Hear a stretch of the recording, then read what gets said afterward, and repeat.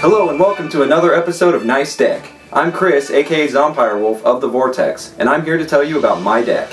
I call it, What's Kraken? Let me just preface this by saying that this is not a competitive deck. It's a gimmicky theme deck, built with one idea in mind. Use lots of Kraken cards. This deck is best enjoyed drunk off your ass on Kraken black spiced rum. That way, when you lose, you're too drunk to care. As you could guess, this deck is based around Krakens, Leviathans, and Octopuses. They're all extremely strong creatures, but they're so expensive to play. How are we supposed to get them out onto the field? The most important card in this deck is an enchantment called Quest for Ula's Temple. Ideally, you want this in your opening hand and you want to play it immediately. Every time you draw a creature card at the beginning of your turn, you reveal that card and put a quest counter on Quest for Ula's Temple. Once you have 3 quest counters on it, at the end of each end step, not just your own, you can put a Kraken, Leviathan, Octopus, or Serpent creature onto the field without paying its mana cost. Now you might be thinking, well that's cool and all, but what if you don't draw creature cards fast enough to get the quest counters before you're dead in the water? That's where these cards come in. Sage of Epicure is a 1-drop creature that lets you scry the top 4 cards of your library when it comes into play. Halimar Depths is a land that lets you do the same with the top 3 cards. Use these cards to try and make sure you get quest counters on your Quest for Ula's Temple as early in the game as possible.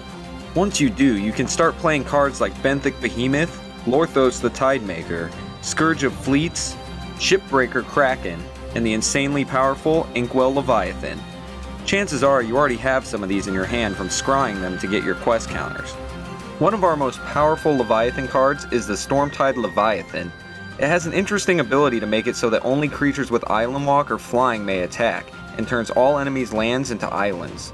Now this can sometimes be a hindrance to you, as many of your own creatures are neither Island Walk or Flying, but typically the benefit of this ability outweighs the negatives. Also, to counteract this annoyance, we have added the enchantment Levitation to the mix, in order to give all of our creatures flying. That's right, all of your colossal Stygian sea horrors are now f***ing flying in the air. We also have a card called Whelming Wave that sends all creature cards back to their owner's hands.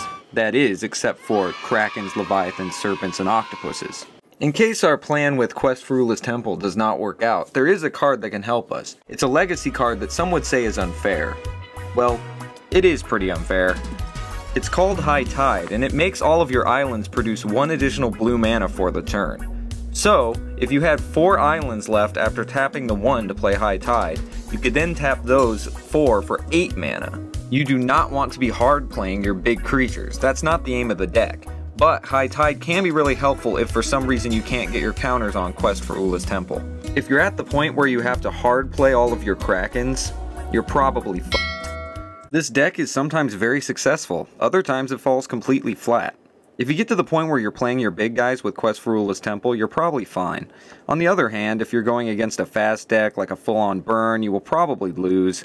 If you go against a black deck with lots of murder and removal spells, you'll probably lose. If you go against a... you know what, you're probably just gonna lose anyway. Hey, thanks for watching my episode of Nice Deck. I hope you enjoyed hearing about What's Kraken, my amazing Kraken deck. Please like, comment, and subscribe if you enjoyed this episode, and stay tuned for more because there'll be way more people showing off their Magic the Gathering decks in the future. This has been Chris of the Vortex, and I'm sailing away.